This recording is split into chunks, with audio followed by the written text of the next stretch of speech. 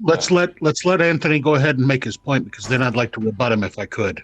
Yeah. You just want the opportunity. That's messed up. I was playing. Anthony, could you scroll up a little bit for a second? Somebody challenge this with something coherent. Anthony, can you please scroll up for a second? How Or far? zoom out. There you go. That's fine.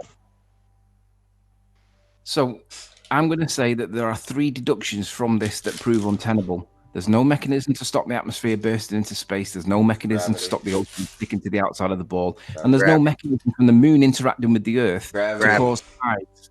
Gravity. Yeah, it's not a force. Gravity. You ever heard of gravity? I mean, I understand your point where you're coming from, because on the one hand, if the moon causes tides, that's an interaction. That means there's a force involved. Yep. Gravity. But if there's not a force because of relativity, then that would raise the question, then how are the tides being caused? Again, that's where Riley is not explaining correctly. It just doesn't use it as a force. Doesn't mean forces don't exist in general relativity. I didn't say that. Wait, Anthony. This, if any deduction from this should prove untenable, is that not referring to these 3 deductions that are right above it, and not whatever the hell you're talking about? Oh yeah. He's not saying also that general relativity does look at gravity as a force that spins space-time. So, here we go. So the answer to your question is, does it not refer to the 3 points above it? It's referencing the theory. So it's referring to the theory overall. No, it's if these deductions should prove untenable, then the theory must be given up. It's those 3 deductions that it's talking about. That's why. Okay, so let's go back a little bit earlier. It says, thus the new theory of gravitation diverges widely from that of Newton with respect to its basal principle, but in practical application, the 2 agree so clearly. I've got to answer this call. Oh wow, that was amazing. You had to answer that call right when it was saying you were wrong. Would you look at that, Anthony? Oh my god! Oh, I got a screenshot this. Anthony was trying to disprove Newton by not reading the fucking paper. Who would have fucking thought? I got to screenshot this with his name on it and everything. Damn. I already screenshotted it.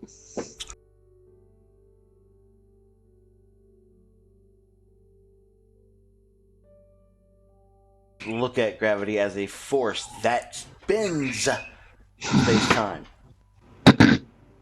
So, here we go. So the answer to your question is, does it not refer to the 3 points above it?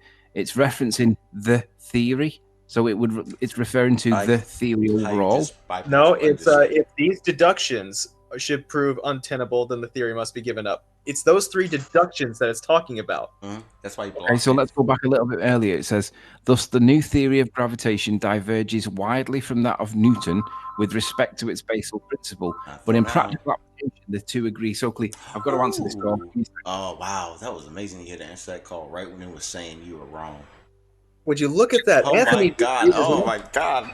Oh, I got a screenshot this. Anthony was trying to disprove Newton by not reading the fucking paper. Who would have fucking thought? I got to screenshot this with his name on it and everything. Damn. I already screenshotted it.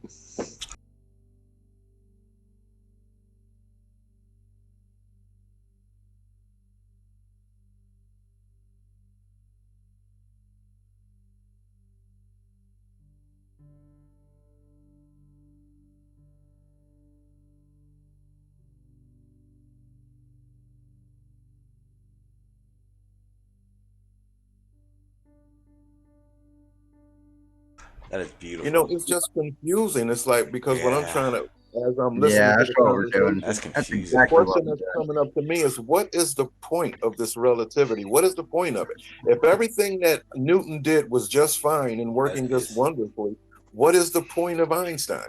Because it doesn't work on a larger scale, dude. Why? I mean, it just See, to say something doesn't work on a May- large may I- scale, I hear that. hang on. Let Shields has got it. Tell him, Shields. It's a good Okay. question.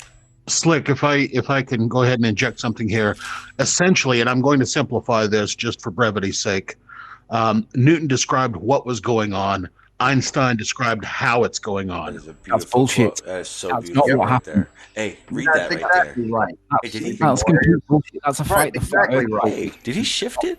He shifted The it. thing is, Yeah, he I did. can understand that. Listen, I can understand your story that you just said there, but what I don't understand is that why aren't they both using the word force? Why is one using the word force and another one isn't?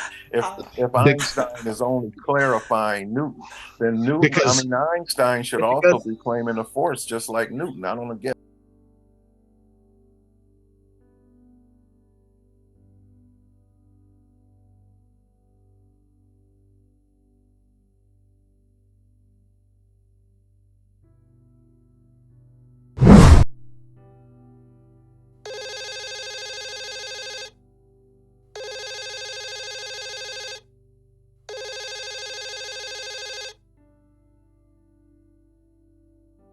At first it was my intention to just show the thing with the phone, something that has happened to Sleeping Warrior before.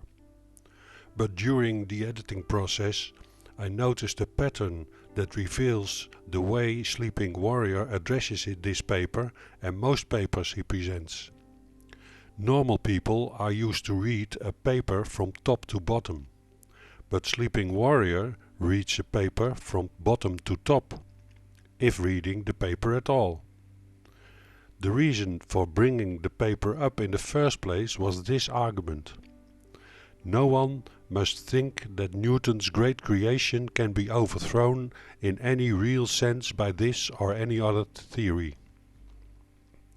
This fragment is contrary to the statement of Rayleigh that Einstein had superseded Newton, which means, in Rayleigh's poor interpretation of what a dictionary has to say about the meaning of the word supersede, replace, supplant, displace, oust, overthrow, remove and override, and he adds antiquate and debunk himself. He doesn't even understand that it could mean any of those things, and not that it should mean all of those things. He even ignores the example given. The older models of car have now been superseded. That doesn't mean that older cars cannot be used anymore, that they don't work anymore, that they are removed from the earth. So he claims to have presented Einstein's citation in order to show the previous sentence. The great attraction of the theory is its logical consistency. If any deduction from it should prove untenable, it must be given up. When asked what this means, he claims, without blinking his eyes, that it refers to three things Rayleigh himself has made up. There is no mechanism to stop the atmosphere bursting into space. There is no mechanism for the oceans sticking to the outside of a ball. And there is no mechanism for the moon to interact with the earth to cause tides. You can see here that he reads from bottom to top. He hasn't noticed that three conditions which would prove the theory untenable are mentioned just above the citation. Only then he scrolls upward, back and forth, and finds a citation that pleases him and that he hasn't seen before. He cannot have seen it before, because if he had, he wouldn't have cited it. The sentence he notices is, thus the theory of gravitation diverges widely from that of Newton. He jumps at the opportunity, cuts the discussion about the conditions that would prove the theory untenable short, so he changes the subject and starts reading. But then, at beginning to read the second sentence, he realizes that he has made a terrible mistake. The sentence goes as follows: but in practical applications, the two agree so closely that it has been difficult to find cases in which the differences could be subject to observation. And then followed the three examples. That's the moment he decided he has to take the call. I think the call was sheer coincidence, but he let the phone ring until he realizes the predicament he has found himself in. Only then he takes the call. In other words, he fled. He shifts the ominous words upwards, out of sight, and comes back with a cocky, "That is bullshit." This, in short, is the modus operandi of Sleeping Warrior, aka Anthony Riley, aka Anthony the Liar Riley. He jumps at every opportunity he sees when scrolling through scientific papers without reading them in full, without understanding the context of the lonely sentence he chooses to pick, and when challenged, making things up on the spot. And if that doesn't work, he flees and never speaks about it again.